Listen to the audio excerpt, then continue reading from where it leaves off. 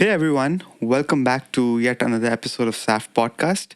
And we're so glad to be here with you this evening. And today we are going to continue on our series of the natural theology. And as we are focusing on the teleological argument or the fine tuning argument. So, this is our second episode on this. And Jacob, why don't you summarize a bit of what we focused on in the previous episode? Right. Now, in the last episode, we just started off with the fine tuning teleological argument, and we talked about how the ancient philosophers, like with Aristotle and Socrates and all the Greek philosophers, also made sense of the existence of a creator behind the universe by looking at the complexity in the sky. And we looked at Thomas Aquinas' argument, and also we then referred to one of the most famous versions of the fine tuning or teleological argument, which is William Paley's watchmaker analogy. And we also covered the point that the argument is called teleological because it refers to how a purpose or an end direction is visible in the created order to say that therefore there must be someone who put that purpose there. In other words, it's looking at the universe and saying it could not have been here by chance because chance doesn't have any purpose, chance doesn't have an end goal to move towards, but it's the observation and the sense of of detecting a purpose there that gave form to this form of presenting an argument for the existence of God, for the case making of a creator behind the universe. So that's just the initial bit that we covered in our last episode. Yeah, and I would definitely suggest the audience to go back and watch the previous episode and then dive into this one. So, one point which really stood out for me, definitely William Paley's analogy that was really mind blowing. And apart from that, if we even focused on how so many things in the universe, without conscious, how are they leading towards one specific purpose, right? Moving ahead, Jacob, I'll just ask you this questions straight ahead. What do you mean by fine tuning? Yes, that's the first part for us to properly grasp before we get into the meat of the argument. To understand the fine tuning that we are referring to, we need to look at two things. Okay, the first thing, let's talk about the law of gravity as Newton formulated it. It's expressed in the equation as F is equal to G multiplied with m1 into m2 divided by r squared. Now, the Hmm. F there refers to the gravitational force between two objects, which is what we're trying to find out using that equation. The m1 and m2 refers to the mass of the two objects in question. And the r there refers to the distance between both these objects. Now, plugging in the values, we are able to find F. But there is another letter in the equation that you would have obviously noticed that I missed out, which is G. G refers to the gravitational constant. And we have a fixed value for this figure G. It's a fixed constant figure. Now, what that means is that as you try to apply this equation, as you try to find out the gravitational force between two different objects, the mass of those new objects would change, the distance between these two objects would change. So the m1, m2, the r square, all of these would change based on your form of formulation and the thing that you're using to find. But the value of g is fixed. It's a constant in all of the equations that you use. It doesn't change. In fact, the law of gravity itself has no bearing or effect on the value of g. It's a fixed value. And hence, it's a constant. So that is Mhm. one example of a constant that we see in nature. So that's the first part, right? To understand the fine tuning, we need to know what we mean by constant. There's another thing for us to know to understand the fine tuning argument or to understand what we mean by fine tuning when we talk about this. For that, let me take the example of the entropy level of the universe. Now, we know that entropy is commonly referred to as a measure of disorder in the universe. Let me break that down. The second law of thermodynamics that we would have all come across in our schools states that the entropy or the level of disorder in a closed system must always increase. So, what that means is that as the universe it's a closed system, there is no influx of energy from outside the system, hence, it's a closed system. So, the universe, as it gets old moves further and further away from order and gets closer to disorder, from order to chaos, which means there is more loss of energy uh, of whatever happens within the universe. And it's in that specific way of looking at energy and the energy transmission that this implication of entropy or order or disorder or chaos comes into the picture. So that is the specific sense that entropy is used, which means that there is more chaos or disorder in the universe now as opposed to back when it was at the Big Bang, right? Because the Mm. universe has gotten old over time. Yeah. Now, that's what we talk about when we talk about entropy or the entropy level and so on and so forth. Now, at the Big Bang, the total entropy of the universe is captured as 10 raised to 88. So 10 to the power 88 kb. Now, kb is known as the Boltzmann constant. That's a way to capture the level of entropy in the universe. So at the Big Mm. Bang, the level of disorder or the entropy level of the universe was 10 raised to 88, which is 1 followed by 88 zeros. So 10 raised to 1 is 10, right? 10 raised to 2 is 100. What is 100? 1 followed by 2 zeros. So the easy way to imagine that is 10 raised to any number is 1 followed by that many zeros. 10 raised to 2 is 1 followed by 2 zeros. 10 raised to 3 is 1 followed by 3 zeros. Three So 10 zeros. raised to 88 is 1 followed by 88 zeros, which Mm. is a huge figure. That is the level of entropy of the universe at the Big Bang. Now, the entropy of the universe is 10 raised to 103, which again, Piyush is, I mean, it's a Yeah. humongous event. That Right. number, that is 1 followed by 103 zeros. Mm. The interesting part is this entropy level of the universe at the Big Bang is quite arbitrary. Like it's just there, and then the whole universe ran subject to it.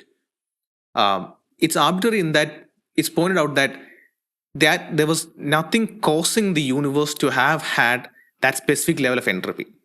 The universe Mm. started off with a very low entropy, meaning very little of chaos or very little of disorder.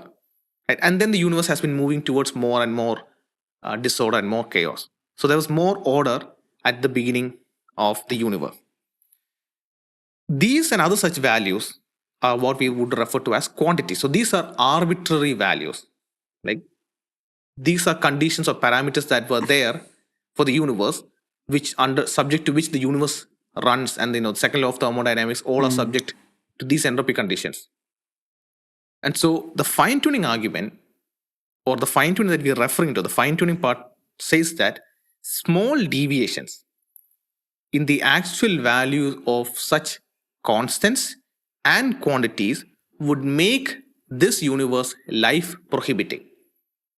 So we have these actual values, the current values of the gravitational constant, and other arbitraries, like the entropy of the universe, the special low entropy of the initial stage of the universe, and all of that. Any change in these values, specifically even minute change in these values, would make the universe not suitable for life. Life would not exist. Mm. So we are not talking about the specific way the law of gravity is captured or any of that. We're not talking about the laws of nature or the mathematical formulations of such laws of nature. We are talking specifically about such constants and arbitrary quantities. That is what the Mm. fine tuning in the fine tuning argument is all about. Okay. And I and mean, we there might be a lot of people from the audience, uh, just like me, when in my initial days when I was studying physics.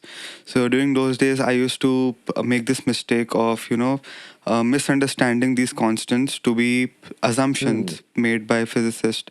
But now that you have mentioned about it, like how important these numbers are, and even a small deviation in it causes will cause the universe to be non-supporting to life. So it gives a lot of clarity on this, that these are yeah. not just mere assumptions, but these are finely tuned into the universe. Yeah. Yeah, and we'll be looking at how finely tuned it is and all of that right now. But Mm-hmm. I am a commerce student, right? So for me, when I hear about the force of nature, the laws of nature, it sounds a bit too abstract. Like we're not able to get a hold on what exactly it is.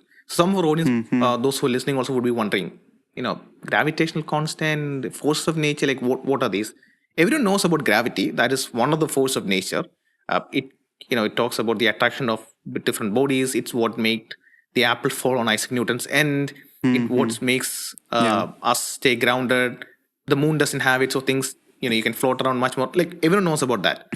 But there are other forces of nature and other constants involved with it. Could you just briefly run us through what those are and what they mean?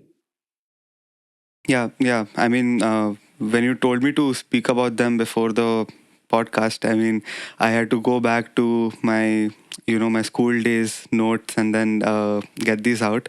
So, yeah, there are definitely a number of fundamental constants to which the world is conditioned to. And like most importantly, you mentioned about the gravitational constant, right? The alpha g, we call it the alpha g. So it is, in simple terms, as you mentioned, it's something which keeps all of us grounded to the earth, right? And then there is alpha, as such, which is the fine structure constant or magnetic constant. What it does is it quantifies the strength of interaction between different elementary charged particles. We know about the electrons, the protons, and the neutrons. So what it does is it quantifies the interaction between these particles. Then we have the alpha uh, W and alpha S, which is the alpha weak force and the alpha strong force. Uh, we all know about the different nuclear reactions and nuclear power Yeah. plants, which are like a lot of research is going into it. So over there, we know there is this two terms which we come across: fusion and fission.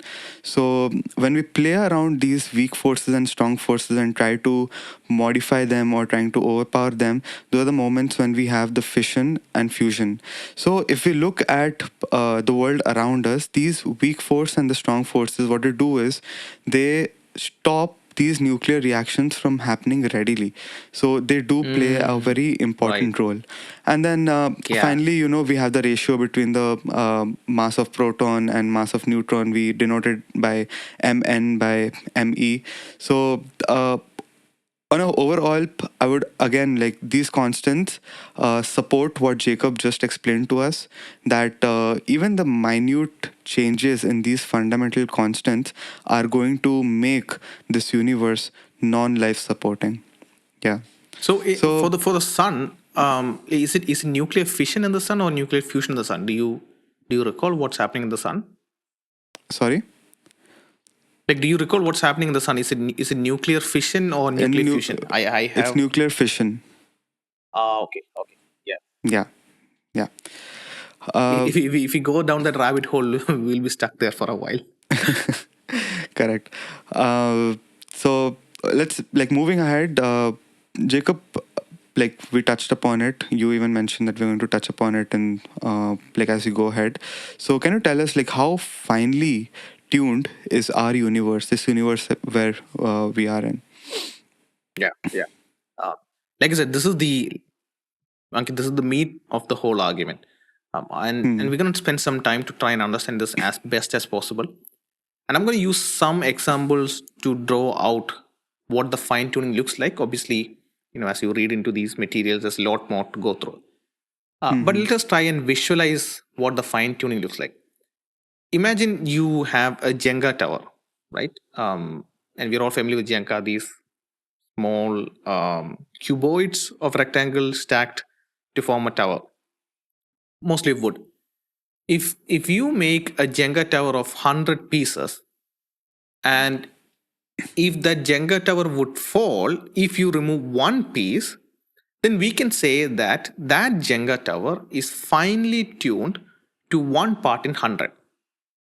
That is the level of delicacy, or the the Wow. way the Jenga tower holds together, right? It's kept Hmm. that delicate. If you remove one part, the whole thing's going to come down. Which would give us impression about how carefully the Jenga tower is built and how carefully the Jenga tower is maintained, all of that. So we can say that it is finely tuned to one part in 100.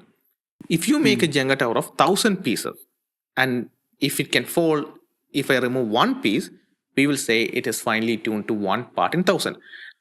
And again, a Jenga tower with a million pieces, you remove one. If it falls, we would say it is finely tuned to one part in a million pieces. Okay. Um, now let's look at one example.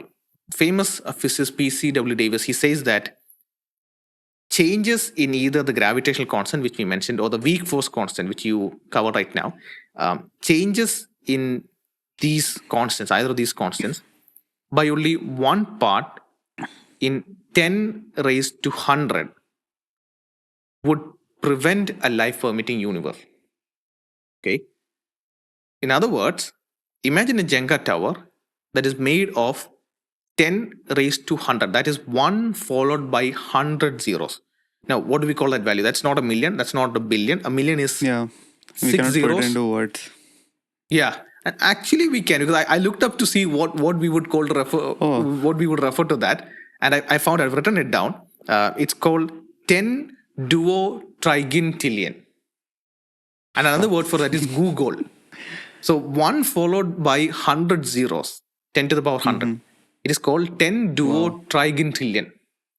Another word is Google. And I don't know if you've seen this in the news. There was that news that Russia put a hefty fine on Google because, I don't know, Russia wanted to make some restrictions in internet access and Google circumnavigated it or something of that sort, circumvented or something of that sort. And Russia made a statement where they fined Google something of that figure. And they had the word Google in it. Obviously, no Okay. company corporate in the world will ever be able to pay that off. It was more of a statement. But that's the figure. Google. That is 1 followed by 100 zeros. Okay, that is too huge to even imagine. But imagine if you have a Jenga tower of that many pieces, and if I were to remove one piece, the whole thing's going to come down, right? That is Yeah. extremely delicately built and maintained. That is the level of fine tuning we're talking about with just the gravitational constant or even the weak force constant. If there is as much as such a small amount of change in those constants, the universe would become life prohibiting. And this is said by P.C.W. Davis, one of the most well known physicists out there. So that's one example for us to look at. Now, let's look at another one concerning the expansion of the universe. Okay.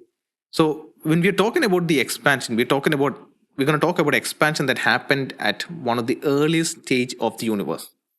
And this era is called as the Planck era.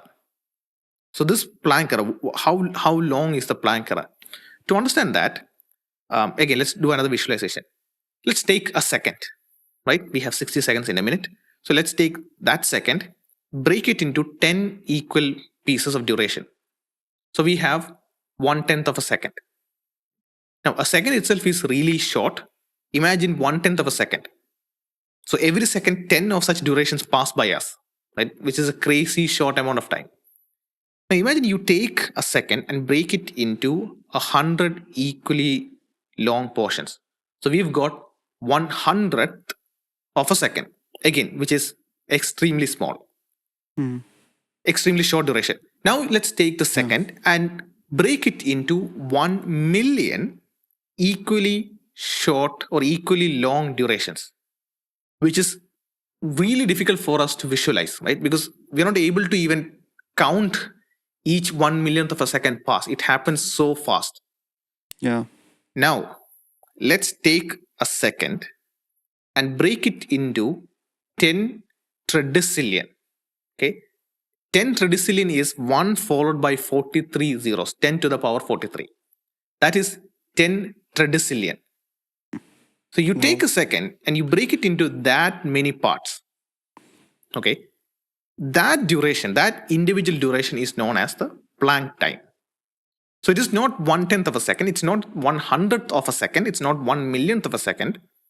It's a second broken down into 10 tredecillion pieces, and that one single duration there of that second is known as a Planck time. It is way beyond our comprehension to capture that. Now, so let's keep that in mind. That's what we mean by Planck time, because I'm going to plug that terminology in right now. Okay, that's Planck time, extremely short duration. I just mentioned the expansion of the universe. There are two factors that influence the expansion of the universe. One is the total density of the universe, and the other is the speed of expansion.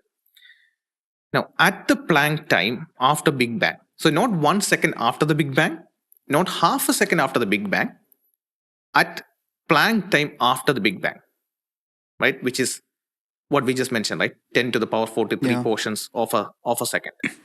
At that extremely incomprehensibly short duration immediately after the Big Bang, the universe was expanding at an incredibly special rate, wherein the value of the total density of the universe was close to the borderline value between collapse and everlasting expansion of the universe. In other words, at that Planck time, the total density of the universe was razor sharp, that if it Mm. had tilted one way, the other, or the opposite way, if the total density of the universe had tilted very minutely in any other way, the universe would have either recollapsed and then life would not exist in any form, the universe wouldn't exist, or it would have gone into everlasting expansion and we wouldn't have had the time or the means for different elements to condense and galaxies and any of that to form. Like, Mm. it would have just completely shot out of hand. Yeah. That is another example of fine tuning. And you see that this is happening at the Planck time. This is not happening after 100 years of the Big Bang or 10 years of the Big Bang, that everything has time to slow down and everything. It's happening even much shorter than the blink of an eye. So that's the one other form of fine tuning we see with the universe. So here's another one. Mm. Stephen Hawking, he says that 1 second after the Big Bang, okay, now we've gone farther than the Planck time. Once he says that 1 second after the Big Bang, if the expansion rate had decreased by 1 part in 100 quadrillion, that is 10 raised to 17, which means 1 followed by 17, the universe would have recollapsed. Okay. In other words, you take the expansion rate of the universe, and we're not talking about the expansion rate being decreased by 10%. That is 1 part in 10, right? It's not be we're talking about it decreasing by 1%. That would be 1 part in 100. Mm. Okay. We're not talking about it decreasing by 0.01 or anything. We're talking about it decreasing by 0.000016 such 0 followed by 1. Okay, 0.1 is 10%, a decrease by 10%. 0.01 is a decrease by 1%. Okay, so we're clear about that. We're talking Yeah. about the possibility that if the expansion rate of the universe 1 second after the Big Bang had decreased by 0.00000016 such 0 followed by 1, then the universe would have recollapsed. And if it had increased by that very small decimal figure, the universe would have not had the ability, like I mentioned before, to form the galaxies, because the expansion would have Mm. completely out of hand. It would have just slipped Yeah. through. Like, you wouldn't have had the time. When I say you wouldn't have had, I mean the universe wouldn't have had the ability to get all the heavy elements, all of that to condense, and all of the physical, chemical process, all of that to happen to have galaxies and solar systems and all of that to eventually have life form within the universe. Okay. And the final point Wow. I'll mention as we come to the close, the final point to mention is that the universe had this, I mentioned earlier, these the entropy level at the beginning, right? The order of the measure of chaos and order in the universe. The universe had a special low entropy condition, meaning there was more order than chaos at the beginning, which is an arbitrary value. So it had this very specific low entropy condition. There's a question: why did the universe have that? Like, why didn't have it anything else? Why was it there more disorder than more order? That's one question for physicists to engage with. But the universe had this very special low entropy condition at the beginning. Nobel laureate Sir Roger Penrose says that the odds, the probability that the universe had that special low entropy condition by sheer luck, by pure chance, that it just had it for no other obvious reason, by sheer luck having Mm. that, is as small as 1 part in 10 raised to 1230. So the probability is not 0.1, that is a 10% probability. Probability is not 0.01. The probability of that Mm. happening, that having the special condition, special low entropy condition by chance, is 0 followed by 1000 299 zeros and then 1. Imagine if you had that sort of probability of doing anything in your life, you wouldn't even bother doing that. That is the probability that the universe had that condition at the beginning. So what we Hmm. see is, in summation, again, we can go into a lot more, but what we can see is across different spectrums of fine tuning, across different constants and quantities, we see extremely high improbability. And that is what the fine tuning argument's key point is. We are looking at immense improbability. And later on, in the upcoming episodes, we will look at, do these probabilities demand an explanation? Like, do these improbabilities demand an explanation? And then what would those explanations be? Hmm. Wow. Well, thanks. I mean, not just one, not just two, but you gave three examples and helped us to see, how these various spectrums of the universe show how finely it has been created or its creation has been put into place. So, yeah, thank you all for joining us this evening, and we're really happy that we're continuing on this series. And it's really important that we're gaining some science knowledge. I gained some vocabulary knowledge when Jacob mentioned about the about Google, and looking forward to the next episodes. We are going to talk more about the fine tuning argument. So stick along and make sure to come back and watch the next one. Till then, stay safe and take care.